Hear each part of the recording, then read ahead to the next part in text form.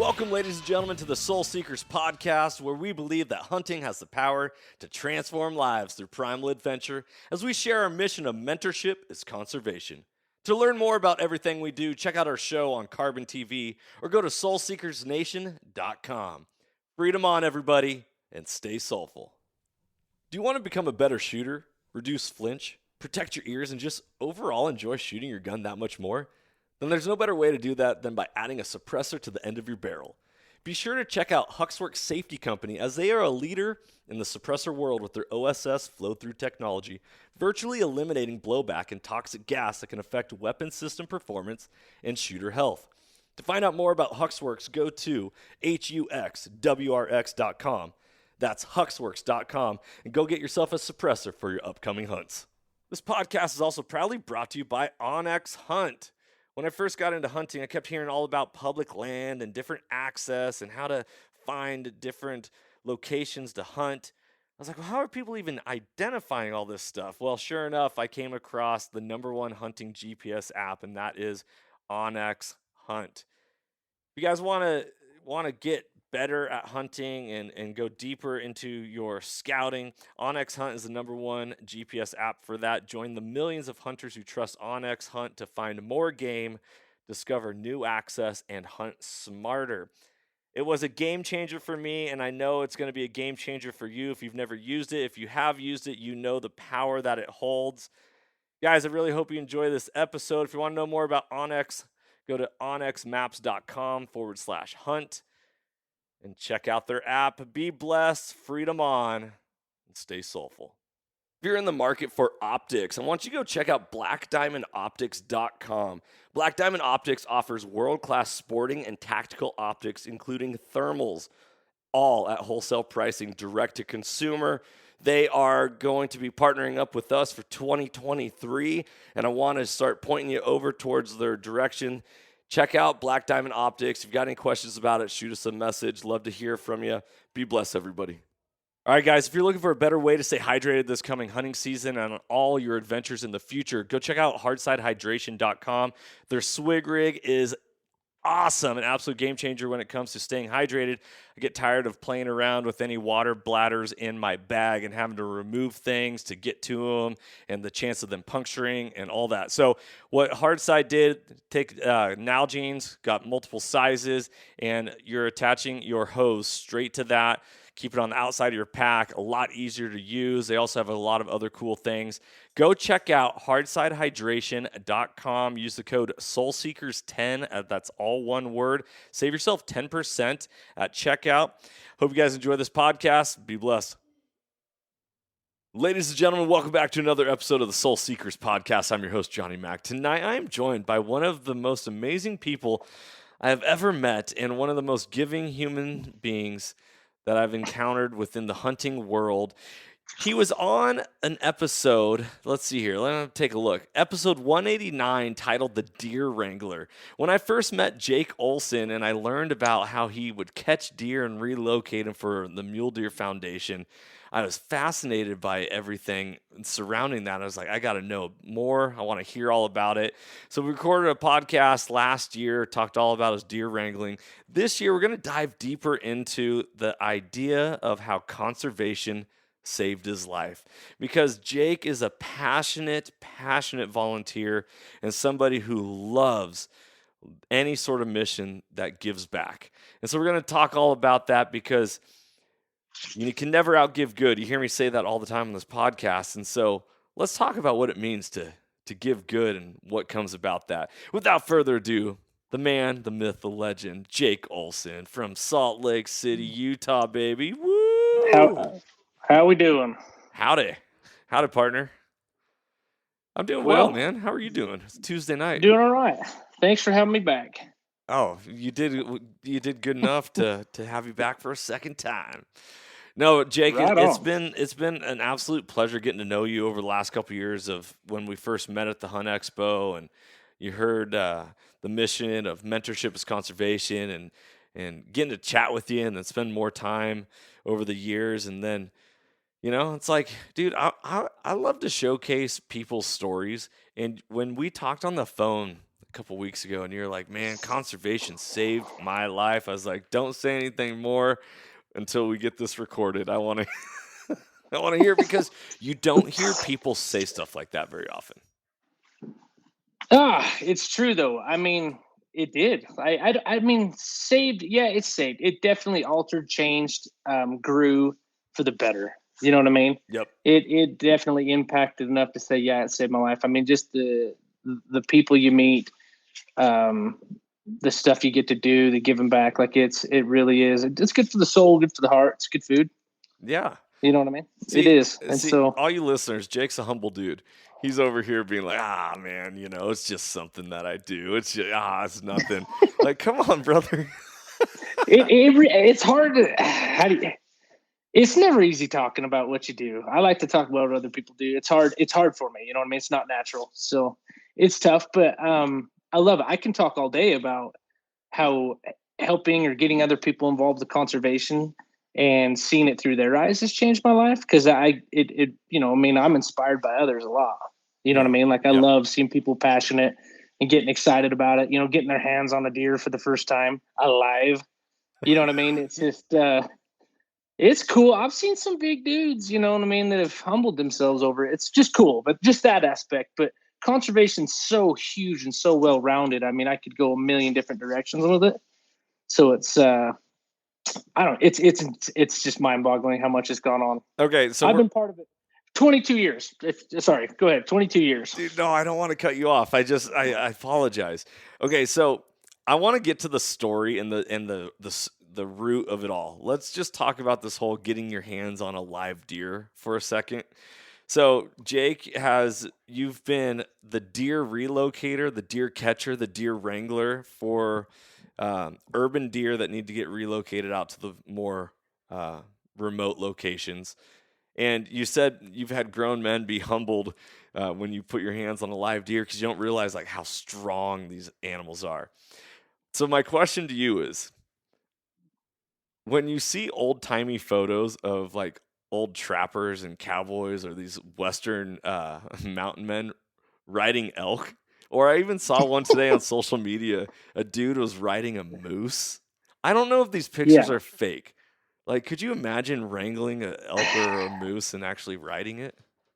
Yeah. So believe it or not, you can tame any animal, right? It just takes that much time and passion to a point.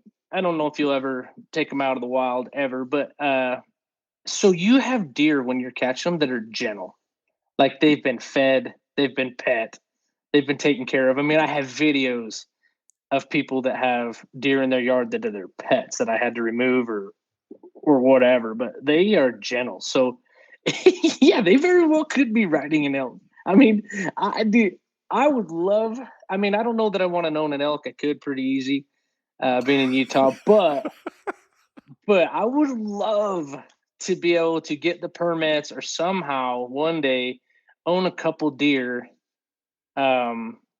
and do educational stuff with them. You know what I mean? How cool would it have a couple of does walk into your? I mean, I don't know if I could ever get the liability for a buck to walk in anywhere, but right. but I definitely could for a doe. I mean, they're friendly enough. You know what I mean? I'd love to have a doe, a mule deer for educational purposes. Be amazing. You definitely hesitated from saying pet right there. Oh, you mean like as far as like a pet animal?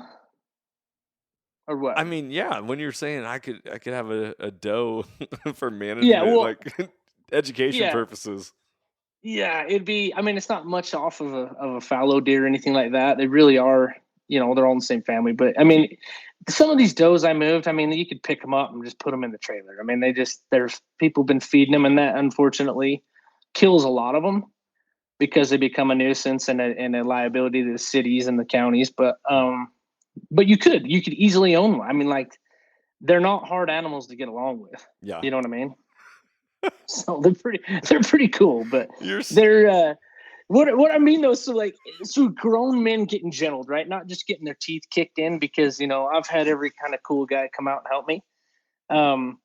And I mean, when I first started doing it, I kept my mouth shut. You know what I mean? Even though I'm a horseshoer, So I've tipped some horses over my day and not afraid of a good fight, but I kept my mouth shut till I figured it out. You know what I mean? Like I wasn't going to play my cards till I was like, eh. But I've seen some grown men come up and get physically roughed up, but even more so emotionally. Yeah. You know what I mean? Like you get invested in these animals, holding them, moving them, letting them go, watching them run off. Like it's cool. It's not, man. It really did. It messed, when I was relocating deer, it messed me up hunting wise. Like I didn't, oh man, the thrill of the chase wasn't there as strong as saving them. Like it was pretty cool. It's the opposite direction, right? It doesn't make any sense because I'm a stone cold killer. I mean, I like to feed the refrigerator pretty well, but it did. Even me being trying to be tough, it changes you. It's just it's wild. I love it. I think that's a perfect segue to the story about how conservation has saved your life. Talk a little bit about your history, you growing up, or where hunting played a role in your life, and then at what point did a flip get switched and it was like, okay, I need to give back, or I actually care about giving back, and talk about the conservation side of it all. So for me, I was not, you're not gonna believe this, but I was not raised in a hunting household. I don't have brothers. I have 3 sisters, and my dad was a history buff and a teacher, and my mom worked in a law firm. So I didn't have the hunting background at all, like not at all. So the first time I ever went was at 14 with the neighbor who I begged. From the day I was born. I mean, hunting was all. I mean, that's all I could do to get the old videos at the video store and rent them. You know what I mean, and watch them. And that's all we had back in the day till YouTube got out. So that's how old I am. Hope that doesn't age me. But anyways, so that's how it started for me. And I went on one elk hunt, was successful, and that was it. Like it was a spike hunt, and I say we, as in the group, brought one home, and it was successful. But that was like, it was only 3 days because I played a lot of football, so I didn't have a lot of time off. But that ignited it. Now, when I turned 18, they had the Rocky Mountain Elk Foundation had local banquets. And I had not very many hunting friends, so I got involved with raising money. So that's where my first started, was raising money for wildlife. And it was with the RMEF. And then after 7 years, I switched to mule deer. And I just got more opportunity with mule deer to do more. So I got to raise money. I get to go spend the money. And then later on, when that urban deer project came around, I got to be involved. But my background was not hunting. I mean, it was more agriculture, but it was never hunting. And so that was something I had to learn. And that was, I used my mentors, like you're always talking about, asking questions, begging people to take me with them, even though I wasn't hunting, just trying to learn. But when the conservation side kicked off, as far as saving stuff, was probably 2007. We started to get to spend a lot of money doing guzzlers, fencing, stuff like that with mule deer, but they were still fairly new. I mean, they'd been around a while, but still growing. But I'd say around 2012 when we really got to spend a lot of money getting more involved with my local division of wildlife and letting me go on captures, like to collar and do migration stuff or body index stuff. So it was cool, and getting your hands on them, dude. As soon as you do that, man, it's over. Like as soon as you get the hand, and I do not just mule deer. I mean, I like to go catch elk. I got to haul a lot of rams off the island with them, and catch them and send them. It's basically just a nursery, and send them to other spots. Like I've done all sorts of wildlife. I mean, it's been way cool. But once you get involved locally, and luckily for Utah, they're so volunteer based that you can do that. You can go volunteer. They'll let you get your hands on these animals. And I'm not going to say they'll let you do everything. Like I begged, I had to beg for them to let me do blood draws and stuff, but I earned their respect in their, over about 5-year period to where they'd let me have some needles. But you get to collar them. You get to keep them cool. You get to get the nets off them if you net them. Like you get to hold them and be intimate with them. It's cool. Like you get to hold on to them and load them in trailers and look them in the eyes, and it changes you. Like it's cool. But Utah has that, and I don't know that every state does. Utah has that unique deal where you can actually get involved with all wildlife, dude. If you want to go net fish, you can go net fish. If you want to go catch pronghorn, you can go catch pronghorn. And in the winter, when it's not hunting season, is when they do it. So there's nothing going on. and for a horseshoe, the winner's dead. And so they called me up, Jeremy Anderson, our local regional director, called me up and said, "Hey, can you go represent mule deer on these captures?" And I was not the first guy there. There was other guys that did a lot more before me, but it was cool. And I said, I got some time. I'll go represent. And so I flew my MDF flag and went, and I never left. Like, I stayed. And so there was guys like, I could do it once a month. I did it 4 days, 5 days a week. If I wasn't chewing horses, I was catching deer. Like, it was rewarding, but it was fun. But you got to deal with both sides of conservation, right? You got to deal with the homeowner that wants them gone. You got, and then you got to deal with the sportsmen that wants to go, sportsmen that want to go put them up on the mountain and save them. And then you got the city that wants to expose them, just get rid of them, terminate them. Yep. So you got to work with all assets and all different angles of or aspects of that. And it was unique to see everybody's, different perspectives on it. But man, once you get involved, it's hard not to let it change you, right? Like, it's just, you grow. If you're not, then you probably shouldn't be there. You know what I mean? It's probably not your thing. But for me, I just sponged it up. Yeah. So yeah. Tell me, let's go back here a little bit. You mentioned getting to look an animal in the eye. Now, you're a farrier. You shoe horses. You spend a lot of time around animals. Why is that so powerful for you? Okay, so I've had you have impact moments in your life, right? So I'm a tough guy. Like, I have an ego. I mean, I'm a man. You know what I mean? Yep. I could defend myself. I feel like I've had some good battles. But those deer, once you throw them in that trailer, and to kind of give you an idea, the trailer's custom built. It's a horse trailer, a bumper pull, stock trailer. And in the center divider, we had a little, basically, deer gate built to where you could open it, slide them through into the front, and then shut it. And so it was just a little gate, not the big gate, not the main gate. And so once they stood up on the other side, they're fighting for their life, right? They don't know what's going on. They don't know how it's going on. So they're all fear and flight. But once in a while, dude, they just, all of them, and I have tons of pictures of this. I can send you this, tons of video. They will turn and stare at you, like look you right in the eyes. And it's just like I don't know, dude, it just captivates you. Like, I don't know how to describe it. Like, they'll look you right in the eyes. They'll stare you down. so can I just share my experience and then have you talk about it a little bit? Because my very first animal that I ever notched a big game tag on was a black bear. And I chased this thing down, and it popped out of the brush at 30 yards from me, and we locked eyes. I locked eyes with this black bear right before I shot it. And it was like time stood still for me, and I could see into it, and I saw the fear in its eyes, personally. But then also at the same time, I was like, wow, I was afraid of bears in the woods. That's a whole story. Like, that's a origin story of courage and why I do what I do, is because getting to face the fears. And I think that's very powerful for me to stare the animal that I'm fearful of in the eyes right before I take its life. Is it that type of moment? Like, like they're looking at you and be like, okay, maybe it's a respect thing like that. Like, an animal all of a sudden is like, okay, I respect you for you actually getting me in here. Yeah. So, yeah, I'd say it was all aspects. I had some that were all fight, and it's just like people, right? Some of these deer would not flight. They would fight, and they'd stand their ground, stand right at you, stomp their feet, and look you right in the eyes and try and intimidate you that way. And it was wild. Others were that fear side, were like, what's going to happen? I don't know what to do. They'd almost look away from you, look at you, look away from you. So I would say, yeah, it's all of it. Like, I would get every different kind of stare down, but every deer was different. Like, it's just wild.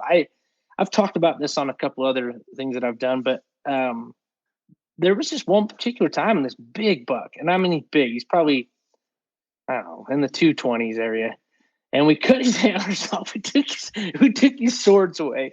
You know what I mean? So he couldn't fight anymore. We just had a little bone saw we just take him off with, so he couldn't fight other deer in there, because they like to fight when they stand in there. But man, he stared me down, dude. He gave me the riot act right there. Like, he he was upset, and he let me know, and I felt bad. Like I was like, I'm sorry, bro. Like, like I almost castrated the guy. You know what I mean? Like they'll grow back. You took his manhood. Like I did. He was so proud of him. Like he was so proud. You should have seen him in the trap. He just walked around like, I dare you, come in. And I did.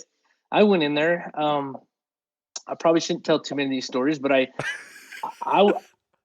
mean, I don't know, dude. I broke every rule I had. I mean, I had volunteers, right? I was supposed to set a good example, but when them volunteers weren't there, buddy, yeah, I would get stuff done quick and go in there with them bucks instead of clap traps and cut their antlers off. I'd just go in and get them with them big old racks on. But it actually made it easier for me. I felt like it was less dangerous. But anyways, him in particular, I just remember it like it was yesterday. He looked me right in the eyes and he's like, dude, I'll never forgive you. Like, I'll never forgive you for this. You know what I mean? Like, I cut his pearly locks off. Like, he was upset, man. And I felt that in my soul. So, I mean, he was upset. What'd you do with those antlers? I gave them to the kid standing next to me. If kids came out. Look at that. That just speaks to you, man. That's so giving. That's no, they're not mine. Dude, they're not mine. I may have removed them, but they were that dude's. He let me know that he was upset I took them. He would have gladly taken them back, but 98% of the time, if there was kids there or a mom or somebody that I wanted to make an impact on, I gave them to them. Yeah. Oh, that's awesome. Which is everybody. I want to see everybody enjoy it, but you always know there's one in the group that's like iffy on the fence, and you hand them the antlers, and they're like, okay, this is pretty cool. So. I love that. Okay, let's go back a little further on your story. So you weren't raised a hunter. You advocated for yourself and went on at 14, killed a spike elk. At what point on your hunting journey did you then teach somebody else? And you were like, okay, I'm going to give away what I learned to somebody else. Well, I was really good at teaching people what not to do. I think that's where we got off first. I would say, hey, don't do this. This doesn't work. I was just, dude, I'm an all-in guy, right? I mean, I have all-in tattooed all over myself, but I'm all in. Like if I like hunting, dude, or something about it, like I go till I've mastered it. So I don't think you can ever conquer hunting. Like I think it's just one of those things that it deserves its own respect, and I don't think anybody conquers it. So I would say probably 2008, hunting bulls. So to ask you where the fire really kicked on as far as conservation goes, like getting involved and trying to learn everything I can hunting wise, is probably 2006. Mm-hmm. Because I was an idiot and I decided that I was good enough archer after about 6 years or 7 years of hunting. I think my first hunt was 98. I hope nobody looks that up. So 98, as far as, how old I am, but 98 was probably my first at 14 or something, somewhere in there. And then 2006 was my first big bull hunt. So I drew out a limited entry tag and I went and I hustled. Like I did everything I thought I could do to make myself successful. And I went home empty handed.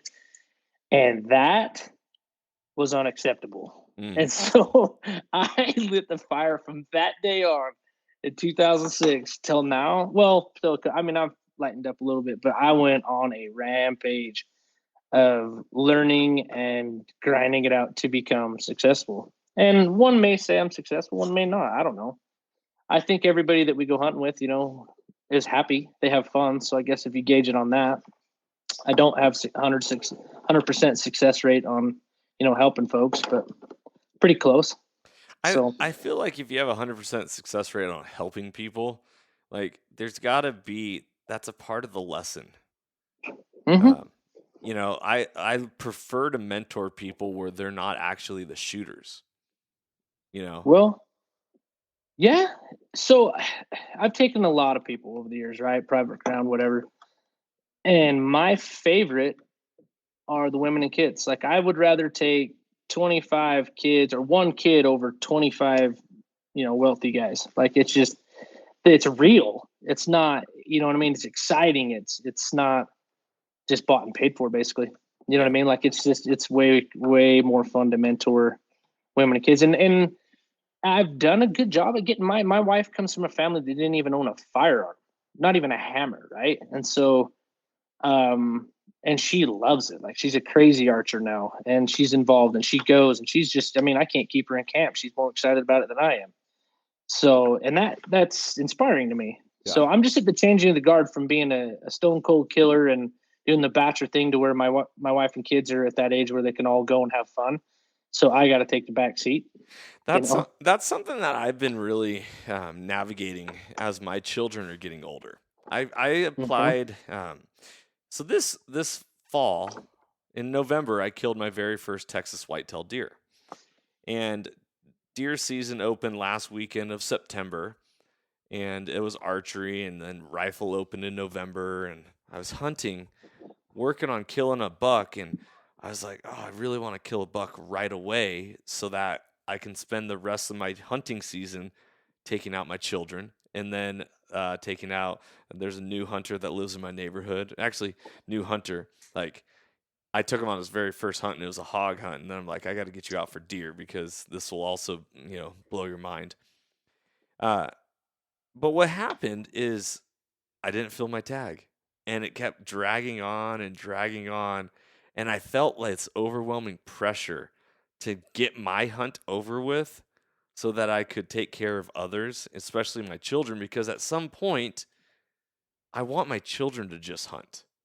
Like, I don't want to, but I know that they're not old enough to just be like, all right, you sit in this blind, or you sit on this hill, or, I'll be over here and, shoot what you can.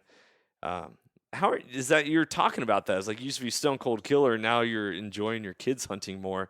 What's that like? What's that line like? How do you balance that? Well, I've shot or been part of a lot of bulls hitting, like more bulls than anything, right? They've killed a lot of bulls.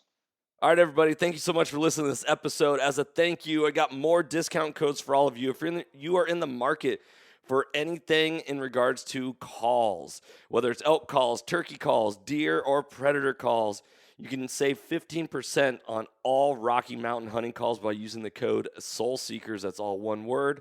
And if you're in the market for hard side hydration, a better way to hydrate, go check out hardsidehydration.com. Use the code SOULSEEKERS10 to save 10%. And we also have a discount at Graxaw.com. That is, Graxaw is the leader in ultralight game bags and other backcountry gear. Light, fast, and efficient is their motto. Use the code SOULSEEKERS, all one word, to save 10% at checkout. And so I've seen the big bulls, the small bulls, and one thing that you've noticed is a level of excitement is always the same. So it didn't matter if somebody shot a 380 bull or if they shot a 300-inch bull. Like, I've seen grown men cry over 300-inch bulls, right? And so it didn't change. So score meant nothing. Really, honestly, it's the whole experiment. This sounds so cliche and dumb, but it really is. Like, it's the environment. It's who you're with, what you're doing. And so once that clicks, it really is more. I have way more fun watching my son miss a buck at 50 yards with his bow than I do going out and smashing a good 30-inch buck, right? It just does. And I know it shouldn't be that way, but what the difference, when I was just listening to you there, I was there. I was trying to finish my tag first, and it never worked because I got too much pressure, rushed things, and couldn't get through it. So I switched.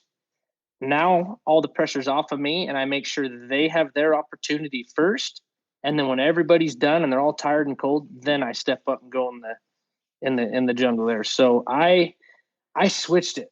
That's how I've been able to still hunt and still, fulfill that need of wanting to get out there and chase stuff seriously, not just, from the road or from a couple of good trails. So I switched it. I let them do all the archery hunting, all the muzzleloader hunting, and then I do the late muzzleloader. Like, I switched it. So that's how I do it.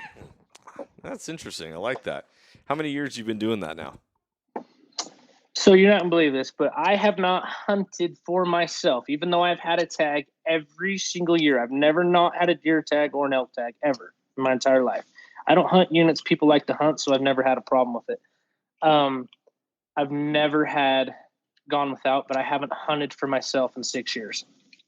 Wow. I've been on every hunt, but I leave my bow in the truck and my gun in the truck. And that just speaks to how much of a giver you are. I mean,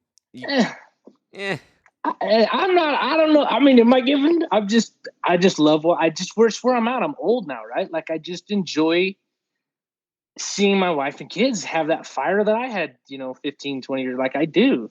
Like and dude, I'll tell you what. I have very few people that I've gone out with that we have not been successful. Very few. But the number one on my list is my wife. And I took her on a big bull hunt, and we tried, dude. We put it to it, and she gave every effort out there. And I put her in between. I mean, I split the cows with these bulls 4 or 5 different times. Like anytime, I've never not killed bulls when I can get in between him and the cows. Right, that bull's coming back to the cows. Dude, we did it 4 or 5 times on her hunt, and they never came back. Dude, I'm serious. She, dude, trust me, she'll let you know. Like it's not good.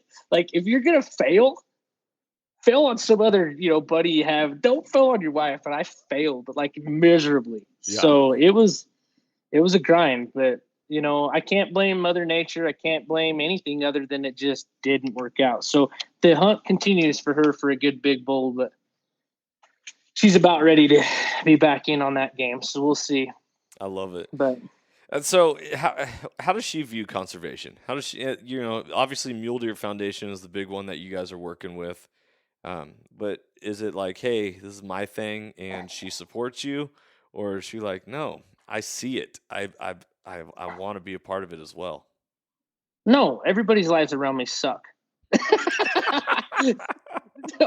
No, dude, I don't have, dude, it comes time to get, dude, when the deer captures were going, nobody'd answer my phone calls. And not even, I just call and check on them. It's like, nah, I ain't doing that. Like I have literally raised my kids doing it, probably too much.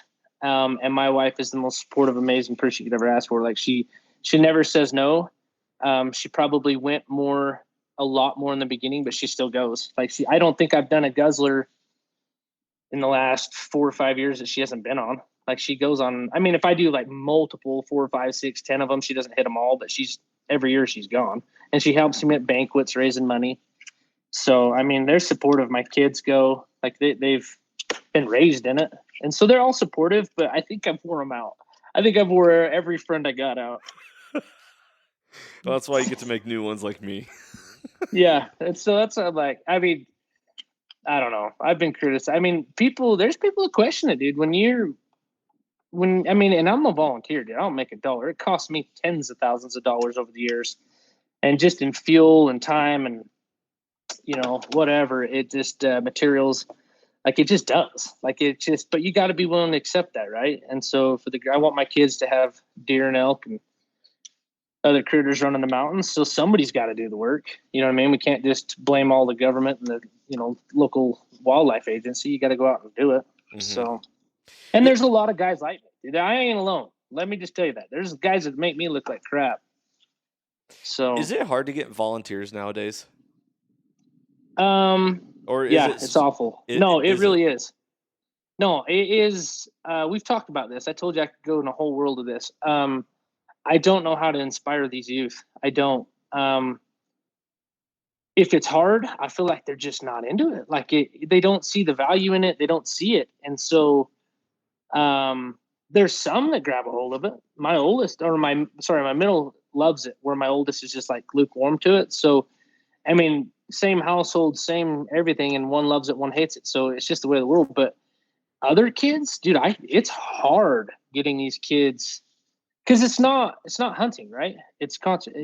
Hunting is conservation, and the hunting's easy to get kids out there to go do for the most part. But to volunteer to go do a guzzler in the heat and get some blisters, not too many, dude. It's really hard to get that younger generation. And Utah, it's actually, I gotta imagine it's way easier than other states, because we have our dedicated hunter program where they have to do so many hours of community service in order to keep their hunting, their deer permits. So I think I don't know if they changed it or whatnot, but last I looked, I mean, I'm dedicated, I should know this, but I'm at the end of my 3rd year. But every 3 years you got to do 32 hours, and so you have to do 8 1 year, 16 the next, and then 8. Mm-hmm. And they change it all the time, but you have to do those community service. So it's easier in Utah. I can't imagine how hard it is in other states. I don't know. Maybe it's just Utah. Maybe just Utah's wore out. I don't know. But I can't get them to do much. It's tough. Fascinating. Is the Mule Deer Foundation in general having a hard time recruiting new members?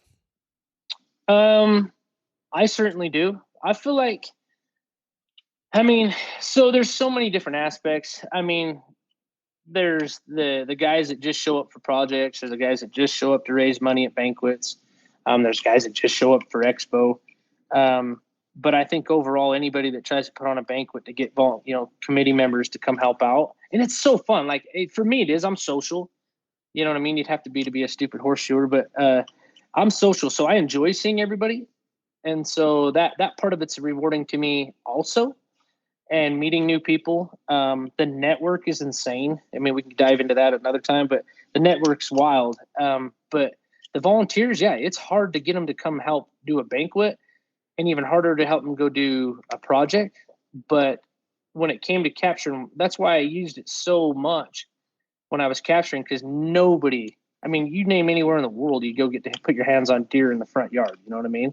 Like I used it to its full potential. Trust me. It got wild.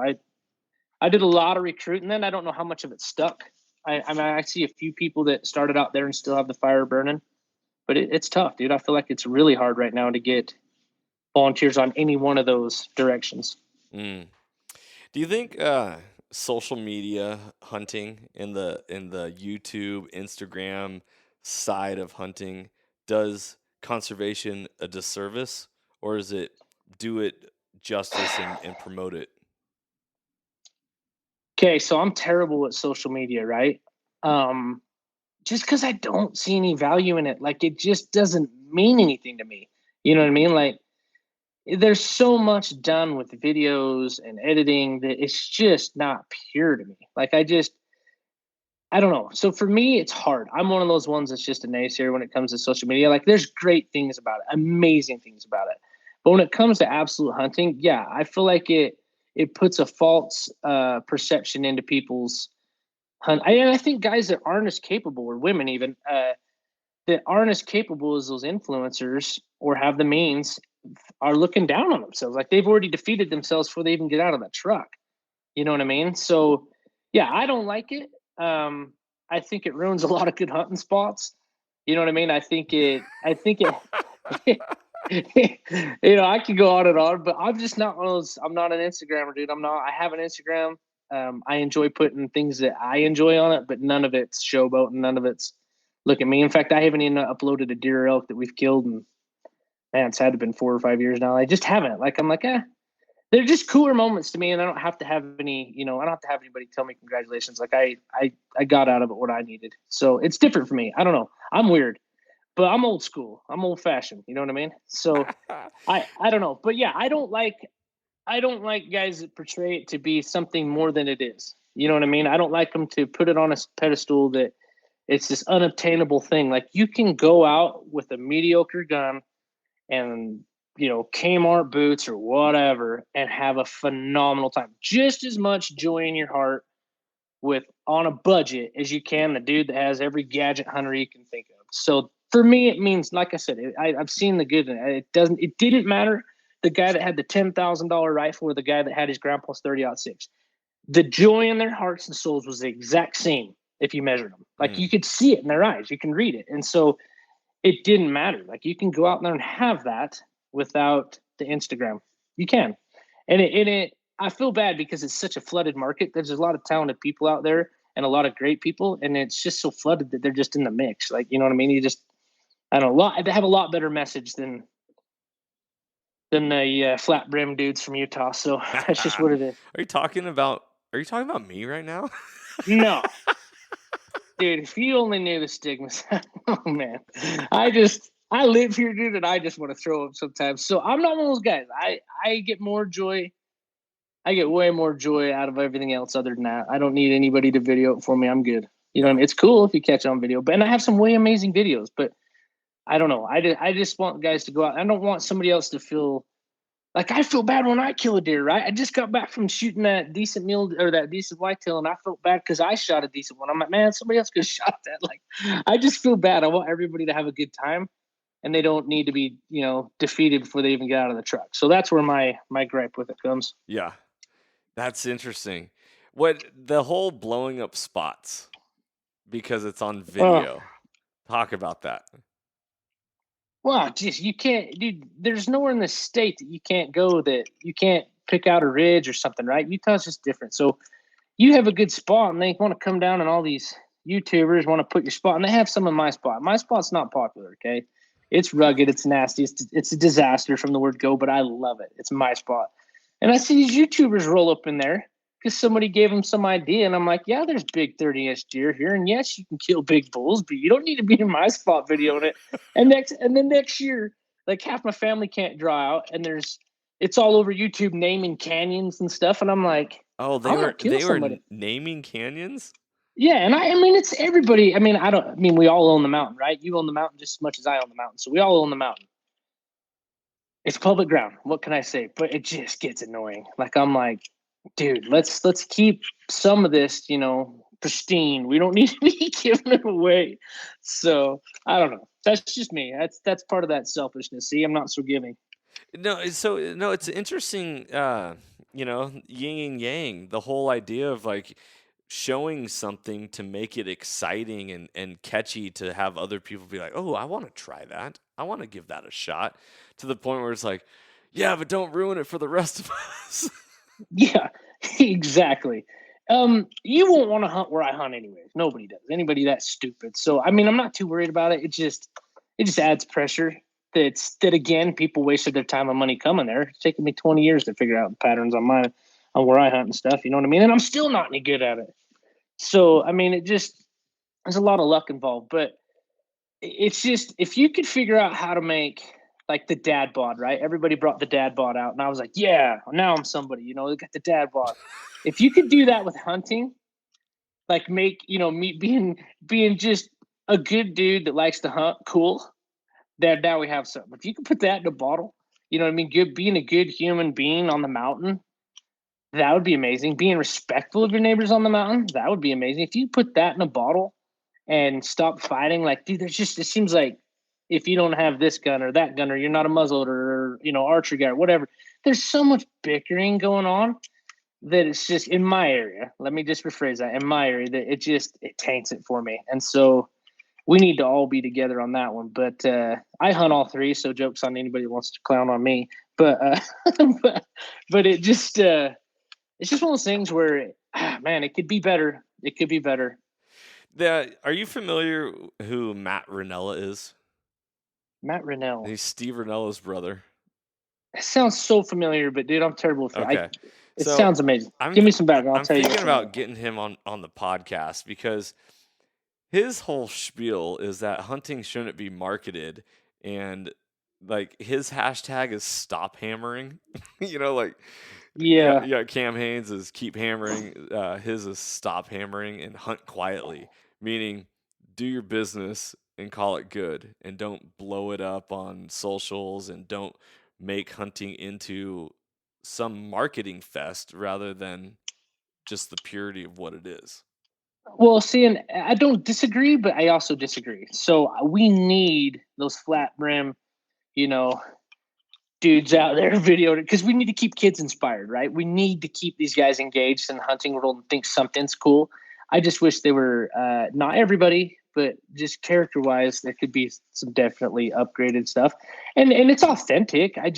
It doesn't align with where I'm going. You know what I mean? What I want to do. Right. So it's just one of those things where for me it's different. But I'm also, I've been there, done that kind of guy. So for me it's different. But I disagree. I think that hunting does need to be marketed. It does need to still be out there. It just didn't. I wish it was a little bit different form, a little bit different attitude, a little bit different character to it. So that's just me. But like more of that old school touch.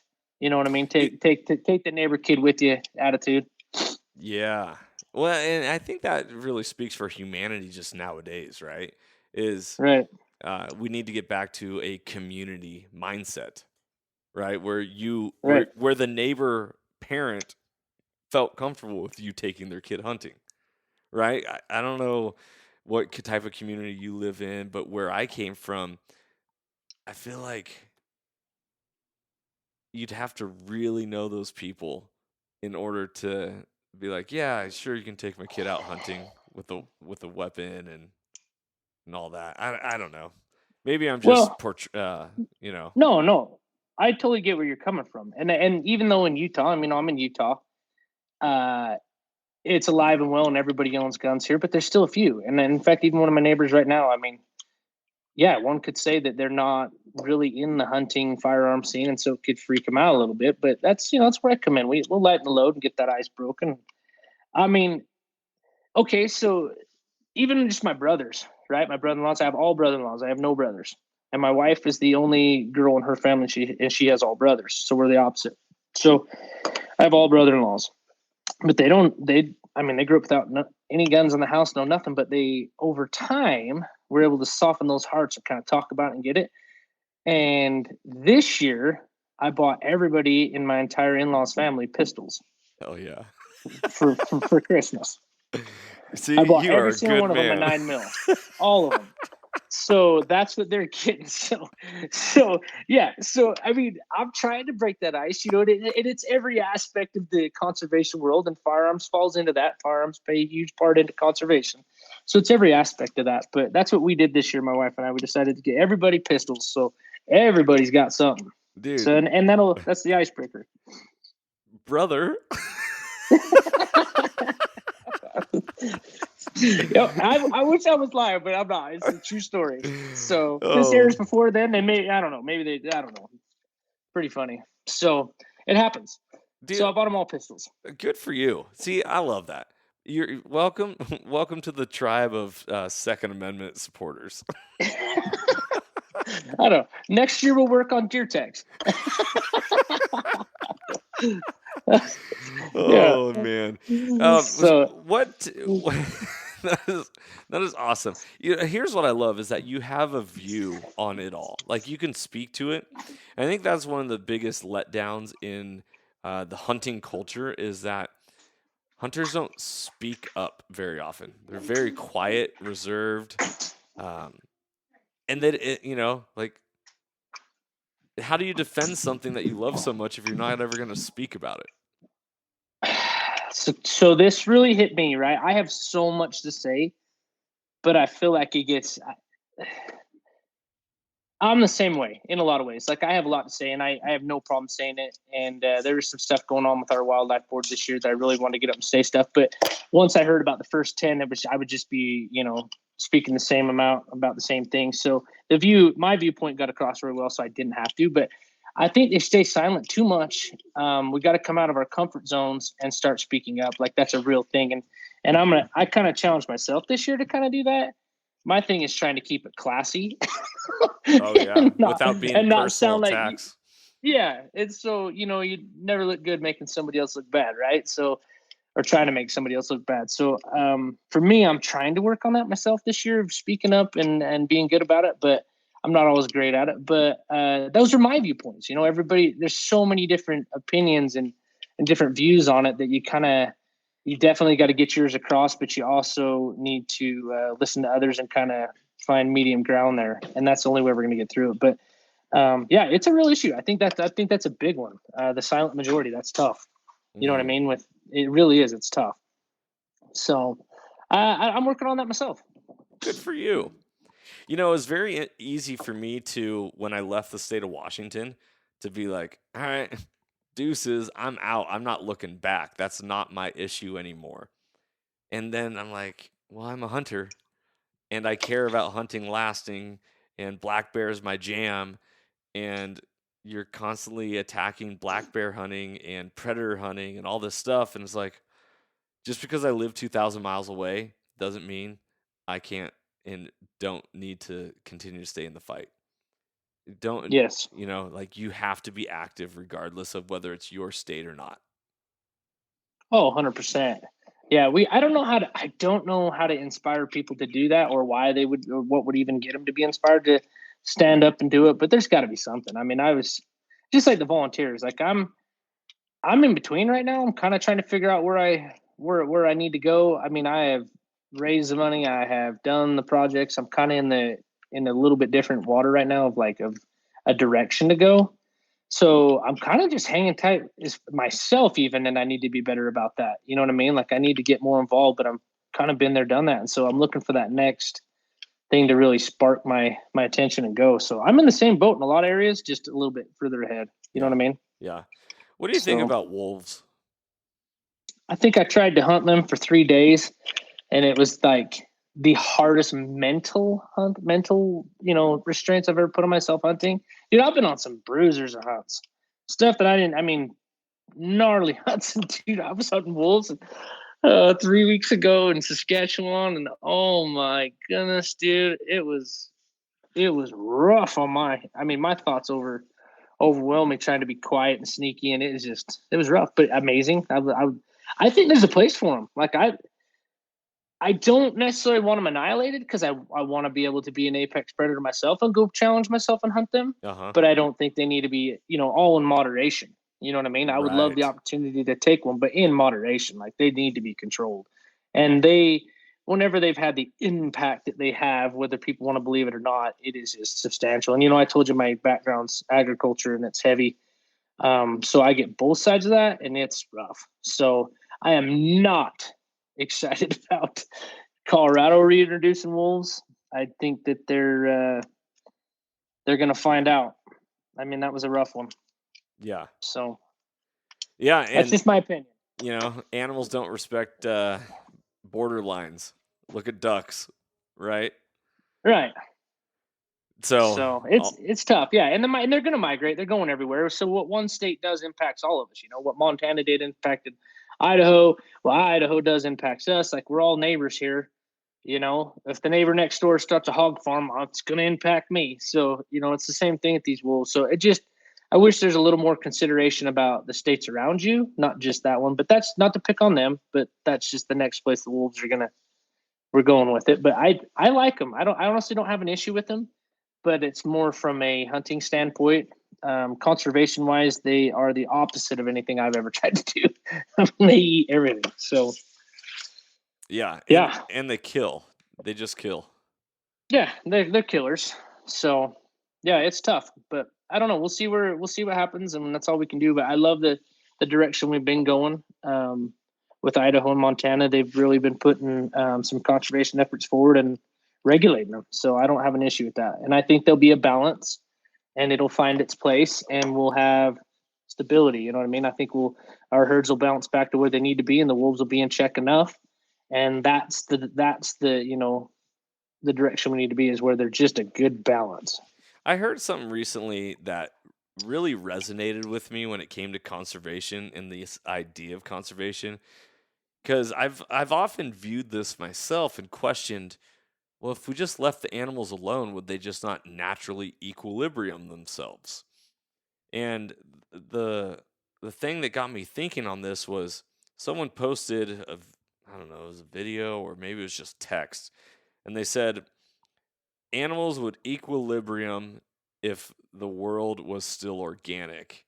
Now that their environment has been uh, dismembered, disturbed, changed because of modern society and cities and towns and roads and vehicles and all this, is the minute that they can't get away from our species.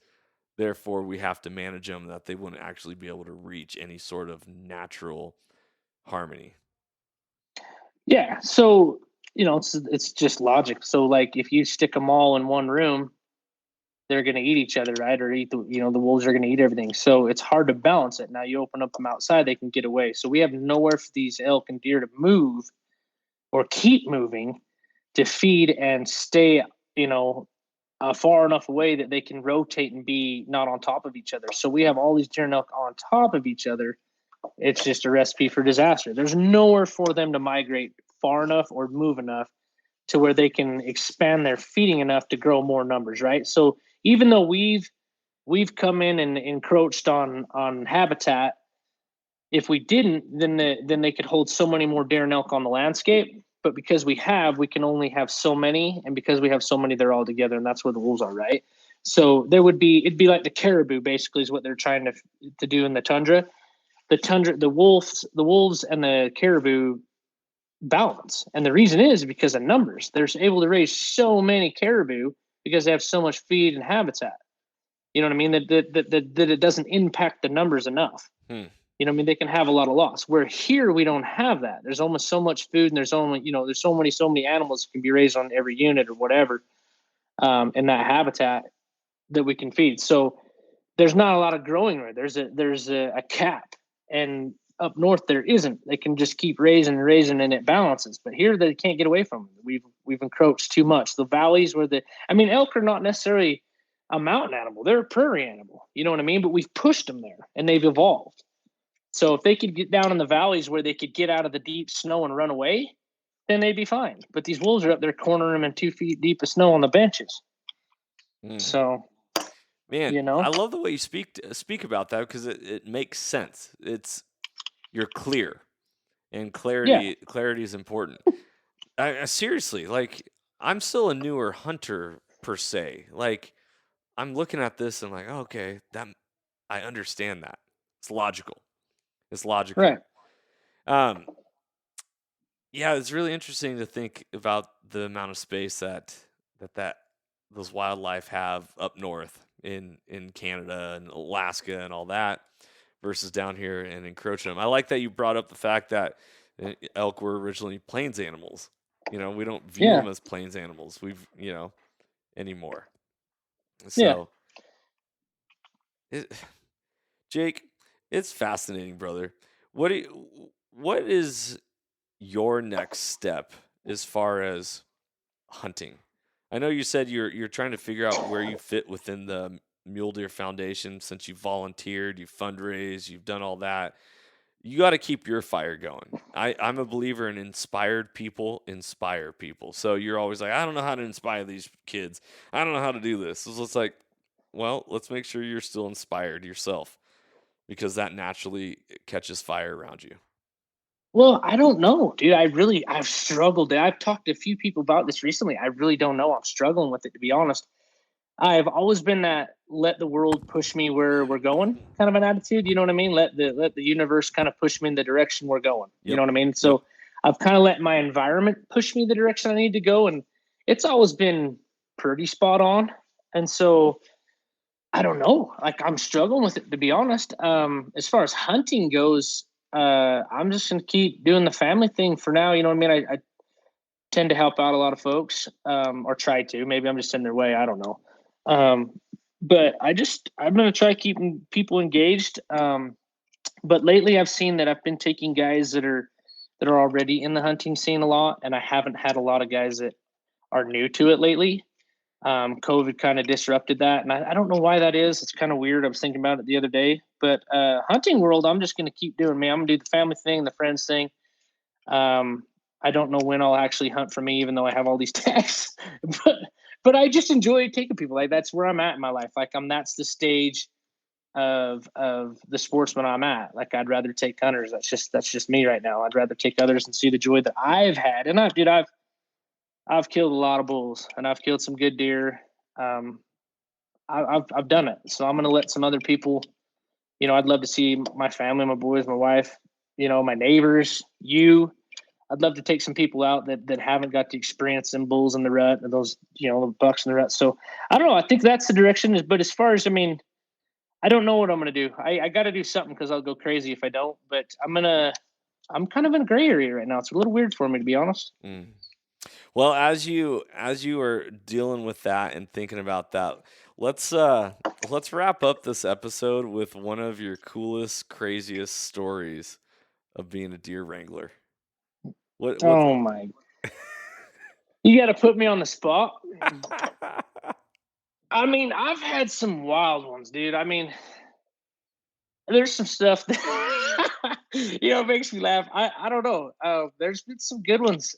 Most of them are of other people. So I've had just some good, funny things happen with pushing people into these traps and watching nature, kick the crap out of them. And so it's been fun. I've wrestled some pretty big bucks, but they're nothing in comparison to a 2 or 3 year old doe. Like, I'm a 2 or 3 year old doe. dude, she will stomp you into the next universe. Like I don't even know how to describe it to you. Like it is, it's nature's way of her being able to protect their babies, right? Like it's got to be, because these bucks, they're sissies, but those does, dude, they'll bite you, kick you, stomp you. I mean, they are. I would say I've had more does turn to fight than any buck. Like I don't. It sounds weird, but that's the way it is. Like, yeah, but I mean, I've wrestled. I mean, I probably shouldn't talk about it. Probably get in trouble one day. But I mean, I've been in there some big deer. Some, I don't know if they're quite 30, but some heavy bucks. And I've taken a couple antlers. You know what I mean? I've been hitting the chin and the chest a few times and bled a little bit, but it gets pretty wild, dude.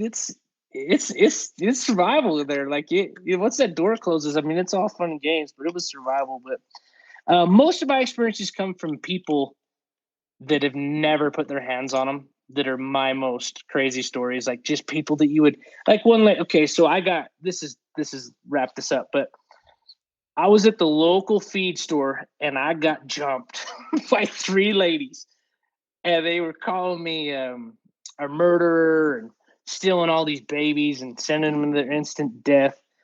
And I got one of, I mean, they literally just read it to me, and I was like, well, if you don't like what I'm doing, why don't you show up? And I don't even know how they knew it was me. I mean, it was all over my truck, but in the store, I don't know how they knew it was me, but they did. And so I took one of them, and her whole, dude, she was mouthy, like it was bad. But when she actually got to see him, I didn't let her just catch him, right? Like, cause she was crying, and I made her jump in the truck and go drop them off with me. And it changed her. Like she saw that those deer, you know, were not just getting slaughtered and beat up and ripped from their, you know, babies from their mothers. And that was probably one of the crazy, I know it sounds weird, but it's one of the craziest ones ever. Because this lady was die hard animal activist, and it changed her. So there was no more of that. Sweet. Yeah. I mean, I could talk on and on about getting kicked and gored and bloodied up, and those are, I mean, I've had some, I mean, I've had them get out. I've had them in my truck, inside my pickup truck, get out of the hobbles and get loose inside the cab. Like I've had some doozies on the freeway, but that's probably the wildest one, is getting these diehard activists that, you know, literally want to beat me up, change their attitude, and see the light. See, right? Everyone just needs to have an experience, of true perspective, and then all of a sudden it'll shatter your opinion of what you thought hunting or conservation was all about. I love that. By the way, you just said hobbles, and it brought me back instantly to our last episode where I was like, "Hey, what is hobbling deer?" And you were like, "Are you serious? You don't? Yeah. Are you joking with me right now?" Dude, so I shouldn't, I shouldn't talk about this, but I put this fawn, and he was kind of a weird age, right? I do not know what was going on with him. But sometimes the littler ones would get kind of trampled, not necessarily beat up, but the deer move around, right? When people walk up to the trailer, and it's not really like you can see in there, but the deer will move around. And if there's one that just wants to lay down, I would either wait till we're all done and then move him to the back of it by himself. But I had these 2 bucks, and they would charge me, right? Like they put me up against the side of the trailer many times, like trying to beat me up and paw me. And I was like, man, I was getting tired of it. You know what I mean? So anyways, I took this fawn, and he was kind of at a weird age where like he still had spots in January. Like it was strange. Not sick, just he'd never matured or so. I don't know. I don't know what was going on with the biology there. But I put him in the cab of my truck. And I was like, he's hobbled, he's blindfolded. I'm just gonna let him sit I turned the heater off, just let him sit on the floor of my passenger side. I was all by myself. Yeah. And I have no idea how, but mid-freeway, you know, highway, this sucker gets loose in the cab. And he's jumping all over my seats, off the dash. Like it's like having a goat in your truck just going mayhem, dude. And it was awful. Like, dude, he was jumping over the top of me, knocking my hat off. Like he was everywhere, and I couldn't. So nothing I could do. I had to wait till the next exit before I could exit to get him. But he crapped all over my truck. Like it was awful. You know, I've been in a car where the window was down. I was not driving, and a bee came in the car, and that driver crashed and got in an accident. You had a deer jumping all over you. Dude, and you should have seen, like, how do you explain that to the car next to you? They're looking at you like, what? Like, dude, I swear to you, the looks I got for like 3 miles so I could get off there, like, dude, they were looking at me like, what is this dude doing? Like, as soon as that blindfold come off of one of his eyes and he could see, it was on, and there's nothing I could do. Dude, he was just smashing into my dash, knocking. I mean, my mirror come off. Like, it was bad. Like, he was everywhere, but he's crapping all over the place in them nervous craps where it's just everywhere. Like Dude, it cattle. was awful. Oh, dude, it was so bad. So there's that one. You crack me up. Dude, brother, thank you so much for coming on, joining me for an episode, bro. I'm really excited to see you in February, and every time I talk with you, you get me motivated to get more involved. And so, see, right there, and I'm not just blowing smoke up your can. Like, I'm like, all right, I want to keep going. My fire just got fanned a little bit for whatever I do to make sure I keep doing it to the best of my ability, because I know how much it impacts lives, and I love a great story. Oh man, I wish I would have talked a little bit more about even celebrity people that got involved. But like, dude, you can impact people through conservation, and you just got to keep at it, man. You'll make your waves, and I mean, you're already inspiring people, but you could really do some damage with your platforms. You know what I mean? Like, you really could. Yeah. And impact. Well, conservation, it changed your life. Got you going. It did in so many ways. But I mean, it's not just conservation, it's people you meet along the way, right? They align with what you're doing. So you just gravitate. Like, it's just a great experience all the way around. I love it. So, all right, brother. Well, I'll see you in February. Thank you so much. And if people want to get involved, or like, is this deer catching still a thing? Can people reach out, or how's that work? So yeah, yes, not urban deer. We're not removing deer anymore. That was shut down in 19 and 20. But we are capturing and collaring and doing our winter studies right now, which means we hire the Division of Wildlife and they always have there's dates on the website, and it really is unique. Like I've told you, come up. It'll change you. I just need to get you here on a day we're catching, either elk or deer or whatever. And I'm just a volunteer. I'm not a biologist. Like, I get to go. I'm with you.